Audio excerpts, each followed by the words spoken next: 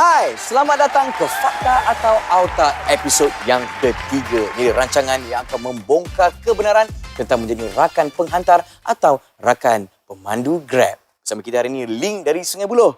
Ling, soalan untuk anda. Sebagai pemandu atau penghantar Grab, cara terbaik untuk simpanan hari tua anda adalah A. Kumpul tip dalam tin biskut. B. Beli emas dengan pendapatan daripada Grab. C. Tak perlu menyimpan. Saya rasa A kot. C.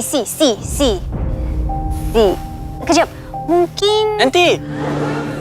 Tak ada satu pun jawapan yang betul. Ini security. Sorry. Nama saya pun Alif.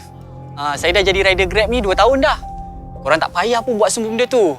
Dengan income dari Grab je pun, korang boleh mencarum simpanan untuk hari tua tau. Ini bukan cobaan. Ini betul-betul. Sekejap. Tuan-tuan dan puan, biar betul. Ya, betul.